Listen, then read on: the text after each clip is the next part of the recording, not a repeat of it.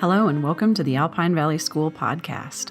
I'm your host, Mark Gallivan, a former AVS student, a graduate, and a current staff member at the school. This is episode 23 of the Alpine Valley School podcast. Show notes for this episode are available at alpinevalleyschool.com/podcast/EP23. For most of its history, this show has been focused on interviewing graduates, providing kind of a retrospective on their experience while they were at school and what they're doing now with their lives once they've moved on. But for this episode, I decided to do something a little different. I want to tell the story of the parents who are involved in the school, and in this episode specifically of the moms who chose to send their kids to Alpine Valley School and now can reflect on the experience for the family overall once their child has graduated. In many ways, the school is harder for parents than it is for kids.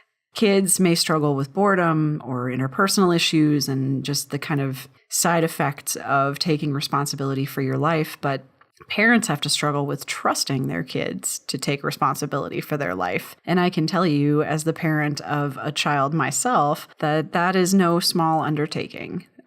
Even though my child is not yet a student at Alpine Valley School, I still find those experiences of trusting him to make good decisions and to take care of himself and to learn what he needs to learn from a given experience if it doesn't go well is really hard. And there's no one in the world more primed to trust and to believe in this model of schooling than me as the graduate and also staff member. Like, I am the one who should be at the forefront of that particular experience. And so if I struggle with it, then I can safely say I think that everybody does.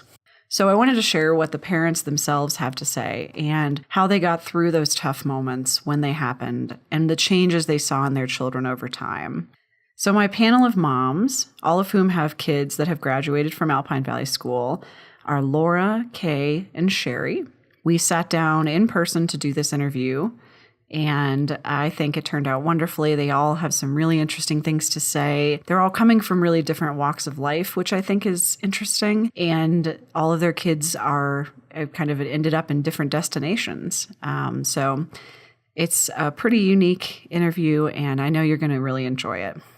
Here's our conversation. All right. I am here with Kay, Laura, and Sherry. Would you guys start by introducing yourself? And Sherry, I'll pick on you first. Okay. My name's Sherry Cure, and I had two children here, Caitlin and Mackenzie, and they were here for 7 years altogether. Laura, how about you? Hi, I'm Laura Burgess. My three children were here. Andreas was here for 6 years, Ari was here for 9 years, and Anna was here for 9 years. Hi, I am Kay Cameron, and my child is Isaac Eliason, who attended for 8 years. So tell me about your life before AVSK. What was kind of going on with school and family before you found us? Do we really have to talk about those dark times? Let's just touch on them, and then we can leave them. Okay, because I really don't like to think about it. Isaac was having a really hard time, and basically I could see him shutting down. So at the urging of somebody who was tutoring him at the school that he attended, we found an educational consultant, Jeffrey Freed, and he gave me a list of schools that he thought would be good for Isaac. So I went out and I investigated them. Later on, Jeffrey checked back with me and he said, well, are you finding anything? And I said, no, they all seem the same. And he asked, well, what about Alpine Valley School?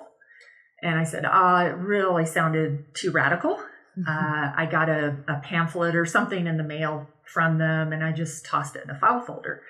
So he said, well, I really think that you should take a look at it. I think it would be really good for him. So it was at his urging that we tried it out. Laura, how about you? We homeschooled. My children were unschooled, and I found out about this school I think it was 6 months before we enrolled. And what my concept was that Andreas at 13 needed more than just me.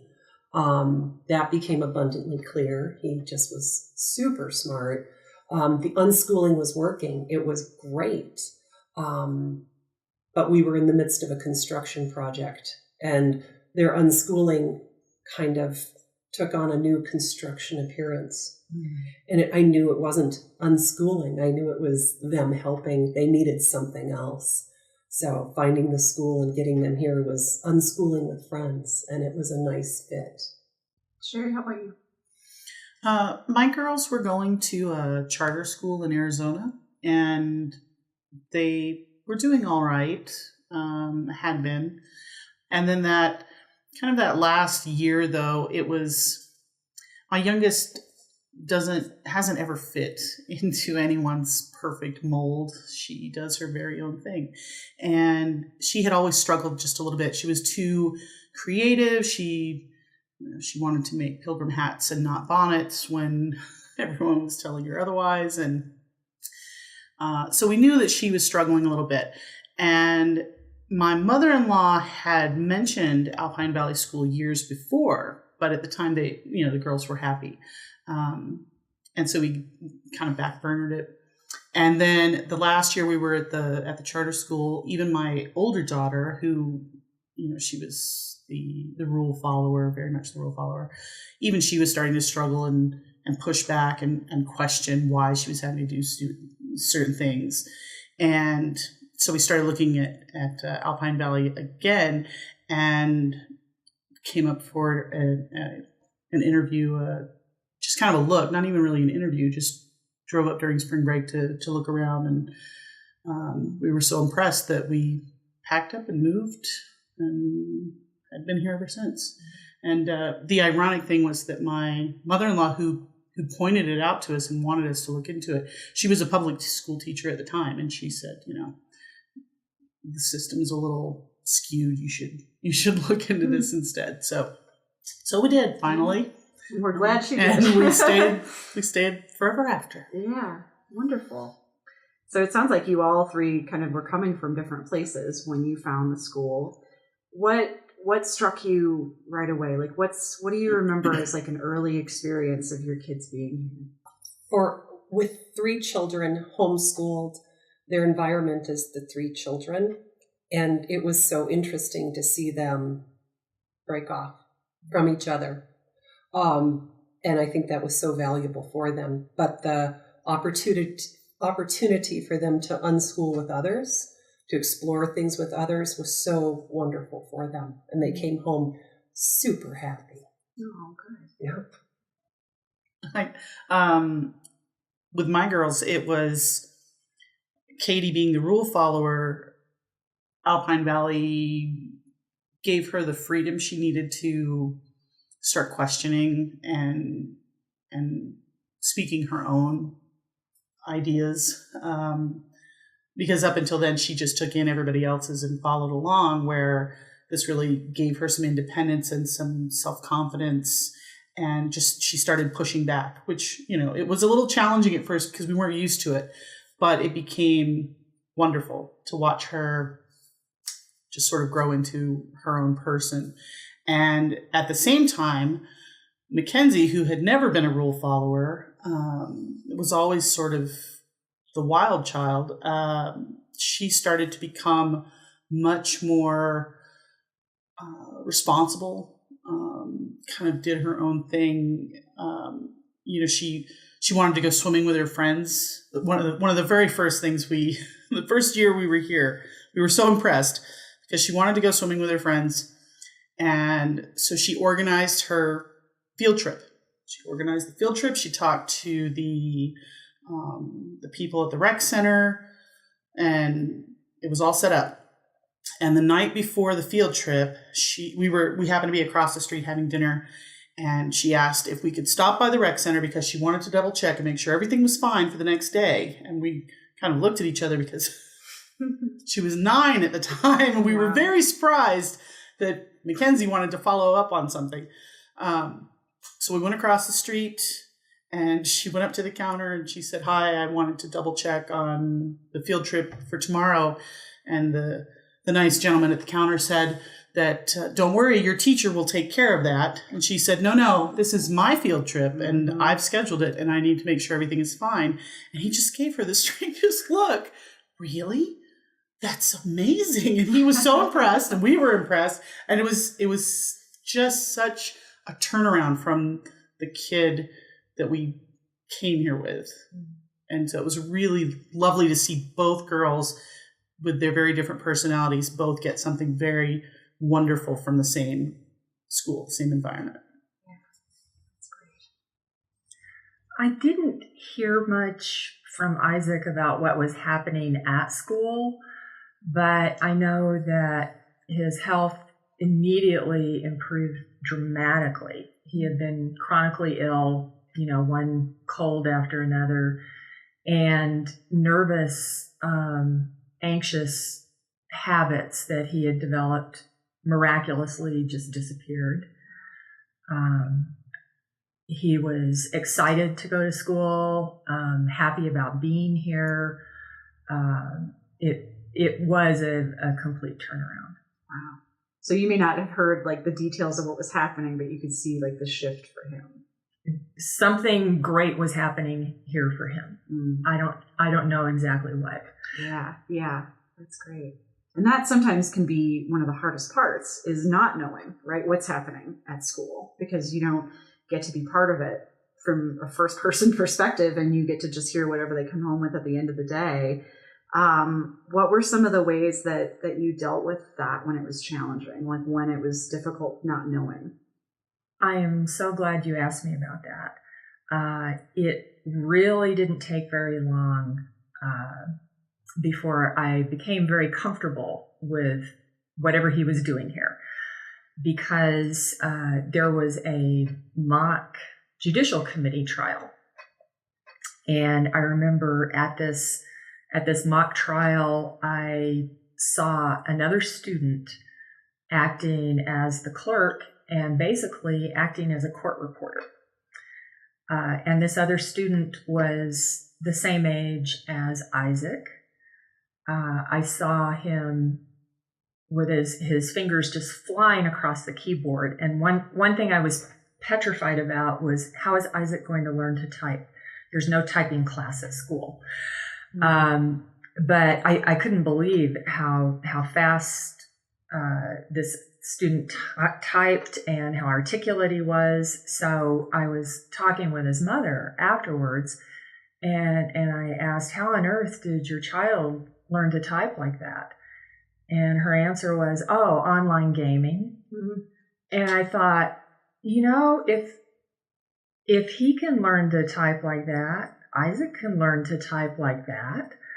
And I also met a few of the graduates of the school, and I think that just I was so impressed. I became much more comfortable with this model of education. Yeah. How about you, Laura? I remember, I heard a lot with 3 children in the car in the half hour, 45-minute drive home. You hear a lot of what is going on. And if there was ever something that didn't sit well, the next morning, I would talk with staff. And the complete communication from the staff, the respect they gave me, even when the stories were wild and I didn't think it was even possible, I got the reassurances of this was not quite what it was, but this is how it's going to be dealt with. Every single time there was time for me to get talked out of the tree. So I appreciated that. I appreciated the staff communicating so clearly with me. I did the staff was always very helpful. Anytime I had questions, anytime there was something serious going on, I would know. But at the same time, I appreciated that even though it is a small group, relatively small, the little things, I know I know that my children spent their fair share of time in the judicial committee. As did we all. Yeah. Sorry. So they spent their time in there, but I didn't hear about all the little minor things. It was their business. They took care of it. If there was an issue, if they received what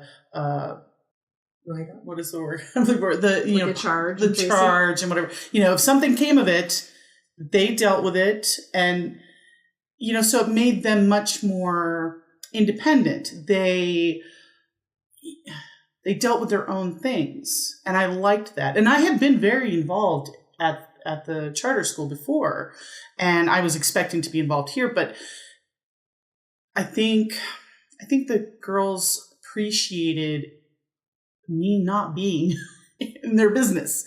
They really liked that they were treated like adults, like just any person out there. If you do something wrong, you're going to have to deal with the consequences. But at the same time, we're not going to call your mom and tattle on you, unless it's something big. And so I thought that was really great. It was a little nerve-wracking at times because I didn't know the details of these little cases, but I just kind of left it. And I think it turned out beautifully because they learned how to kind of stand on their own 2 feet and how to deal with things. And they stopped having to go to JC. So it was really good. It was nice to see that growth. Yeah. And I think that's what we hope for, right? Like in the philosophy of the school, it can be hard to explain that we don't want you here, parents. But that's for a very deliberate reason. It's not because we think you're going to find out that we're secretly a cult, or do something, it's because it's the kids' school. It's because it's hard to have that responsibility, especially if maybe you're not used to it. Or if you were homeschooled, sometimes the kids have that adjustment period where you can't go get mom or dad. And that is a struggle sometimes, but that's part of it. And that's why it's designed that way. So I'm so glad that it sounds like you all had that experience of just they may have had a difficult time sometimes, but it was their place that they got to have ownership over. Yeah, that's great. That's wonderful. So most of your kids went through and graduated, and what changes did you see as your kids got older and were ready to move on? What was that experience like? With mine, I have 2 girls, and they're 2 years apart. And so I expected them to graduate 2 years apart. But they, of course, had different ideas. So my older daughter sort of followed the more traditional path. She stayed until she was 18, and she's very organized, and I could see that. And she had reached the point where she was still enjoying her time here, but she was sort of ready to move out into getting a job and just sort of moving on to more adult things, I guess. And then on the other hand, my younger daughter, just a few months after her sister had graduated, she was graduating as well. So it was within the same year. And she was very different. She had just sort of reached the point where with Katie, I think I could have seen her spend another year here, and she probably would have still had just as much fun as ever. Kenzie was very antsy. She was very much ready to move on and do things. And I don't know if she exactly knows what those things are yet, but she was ready to just make a change. And so she went ahead and graduated a little earlier than I expected, but she was ready. So I can't really fault her for that. She made that decision, and she's entitled to that choice. So, and they're both doing great. But yeah, it was a little disconcerting. Yeah, a little different timeline than you had anticipated. Yes. Isn't that funny how that works? They do their own thing. Yes, to the very end. Yes. Yeah. So how was it for you as your kids got older and kind of looked how did that dynamic change for you, Laura? Dynamic for me wasn't the thing. It was to see the kids as they were getting their ideas of what they wanted for themselves and supporting that journey. I remember Andreas trying to graduate, and he had an idea that he thought it was time to graduate. And all I asked him was, why? And the conversation was very, very good. And it resulted in him staying for another year. And then he prepared himself beautifully for transitioning out of it. I remember the decisions and the conversations were quite good about the reasons why it was time to leave school. And I think the same thing, Ari didn't try to graduate and then not graduate. He graduated and showed his world in pictures for his thesis defense. And it was beautiful. And I remember him defending, and it really did feel right that this young man was ready for the journey and for the greater things beyond. And he's done beautifully as well and created his world in a way that he's a master of. And a very similar thing for Anna, except it was hard for me to accept that she wanted government school, public school. And so I said, no. And so, that's not characteristic for me, but it was so difficult to understand what this was. And I recall the first time she did everything I told her she needed to do to accomplish what she wanted.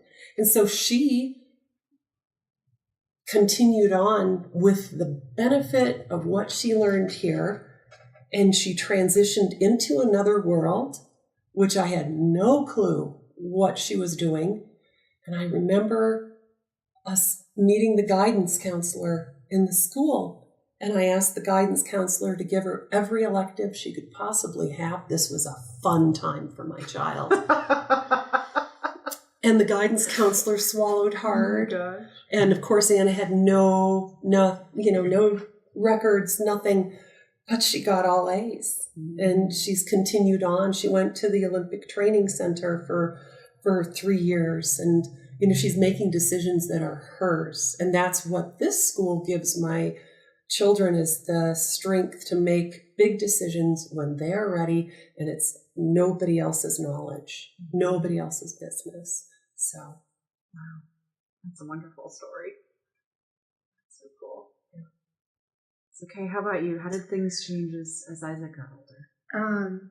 Well, right away, I was getting feedback, for example, from his grandmother about how much more confident and mature he had become just after, one year at the school. But then later on, when he graduated, I noticed that he started becoming extremely social, which I thought was very out of character because he's an introvert. But I asked him about it, and he said, well, I realize that now that I've graduated, if I want a social life, I have to create one for myself. Mm. So he's gone out, and I'm very extroverted and social, and he's leaving me in a cloud of dust. And also I don't think that he would have gotten the confidence that he has now. He got involved in sound design, which meant he had to go out and connect with people in local theater. And there have been some conflict resolution situations in which he's told me how he handled it. And I thought, wow, I would not have the capability to communicate the way that he's done that. And I think that happened through the process here of, in this school, I think you just have to be a good communicator. the way it's designed, there are plenty of casual discussions and debates, but there's also school meeting, there's the judicial committee hearings and trials, and there's a lot about communication, and that's a really, really important skill. So he got that here, and I think it's largely thanks to this specific model of education. Yeah, one of our graduates likes to say that every AVS graduate leaves with a master's in communication and a minor in meetings because we're involved so there's so many meetings, even as young children. Oh, that's great. Well, I just want to thank you for trusting us with your kids and letting us experience them, because boy, it's been such a pleasure. And shifting gear a little bit, if you can think about somebody who, as a parent, has maybe just started, like their kid is just enrolled recently, and what you would say to them that, like, to offer support if they were, in a position of needing that. Just that thought of what might you say, even if you could go back to yourself when you first started, and what you would say in that situation. One thing I always tell new parents is that for the first year that they're here, you just have to keep pushing the I believe button. Mm-hmm. It's really challenging, because you're coming from something, in most cases, you're coming from something like a public school or a charter school, something like that, that very traditional schooling. And so to shift over to something like this is very different.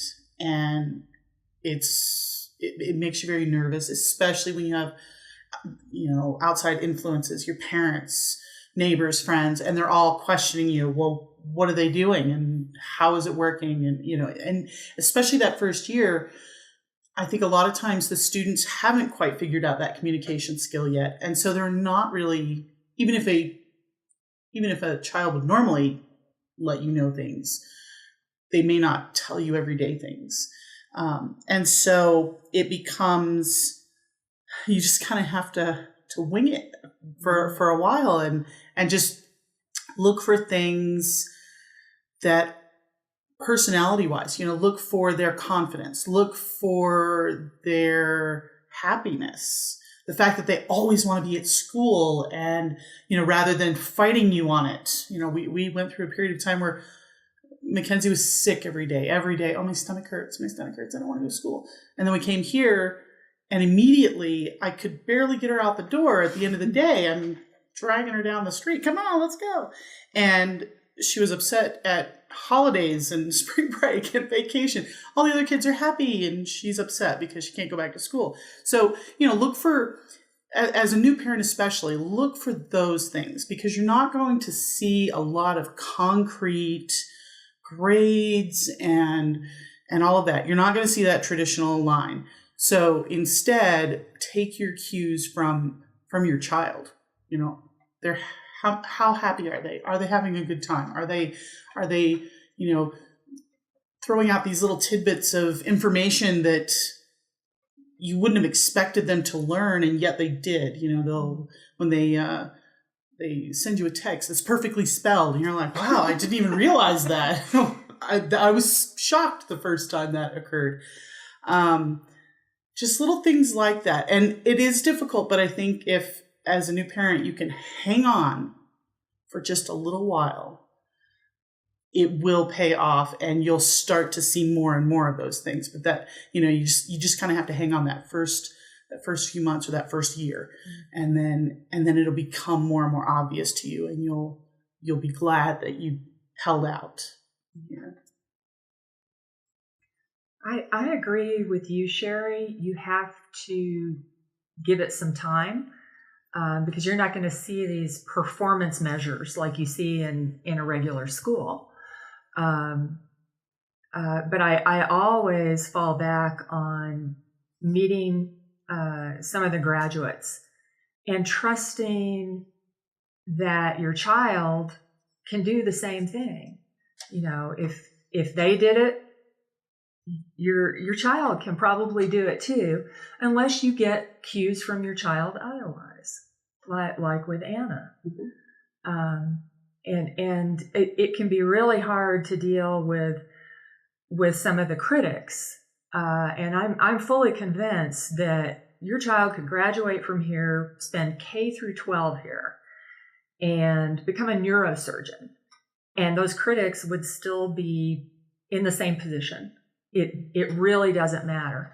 And then there are other people that just, like you, maybe they need to see the changes with a little time, but it takes time. Mm-hmm. And then there are people like my dad. When I said, hey, Dad, at Isaac's new school, the students can fire the teachers. And he said, hooray! And he started clapping. That's great. So there are people all over the map, but you are the parent and you get to call the shots. I think with watching my children being involved in their education, understanding that, the days that we went and sniffed trees to smell the butterscotch scent of a ponderosa was a rich day, knowing that I could not stop them from learning really helped me here. And so trusting and knowing that they had taught themselves so much so far that guiding, no, I didn't need to guide. I just needed to keep up. And the staff here, if I ever had a question, they just took time. And it wasn't them telling on the kids. It was more calming down Laura. Mm-hmm. And I appreciated the time. I appreciated the skill with which they sweetly and kindly told me, all is well. We got it handled. And that trust of the process here, that is something just that came naturally after time. So in seeing where the kids have been and how they're doing, it's a good thing. And so I think just knowing, they learn how to walk. I figure they could get most everything else, and they did, and beyond. So Mark, I have a question for you. Yeah. Are staff really from this planet? Well, that depends on who you ask. You'll have to be more specific. Because I too have had just nothing but stellar, should I say interstellar, communications with staff. And from the get-go, it was really stunning how they spoke to Isaac, who was all of 10 years old, and to me. And that's not the way it was at other schools. I've been spoken to in a very patronizing manner, by a first grade teacher. Yeah. Well, I think we do what we do because of your kids. This sense of children as full, whole people from the first time they're out in the world. And for me, that's sacred. That's it. That's the whole thing, right? And so that people are willing to trust us with their kids, to treat them as whole people and let them decide and let them shape themselves. To me, that's such an honor. And I feel honored that you all came and shared with me today and talked about your kids. And I feel honored to be with the kids that are here and to watch them grow up and to be in their lives day to day. And so I don't know about being from this planet. It sometimes doesn't feel like it when you're at a dinner party and someone asks what you do. But boy, I feel such profound gratitude, and I know that the rest of the staff do too. Thanks again to Laura Burgess, Kay Kamen, and Sherry Cure for participating in this interview. If you want to get involved in the podcast, you can reach us at podcast@alpinevalley.school.com or on social media. We're on Twitter, Instagram, and Facebook at Alpine Valley School. If you have an idea for an episode or any comments you want to share on a past episode, please send them to our email. You can attach an audio file that we can play during the show if you wish, or simply just send us an email. I love to get all your feedback, and I've gotten some really great ideas for episodes from our listeners, so please don't ever hesitate to reach out if you feel the need. As always, thanks for listening. I'm Mark Gallivan. This is the Alpine Valley School podcast, and we'll be back again soon with more stories of real learning for real life.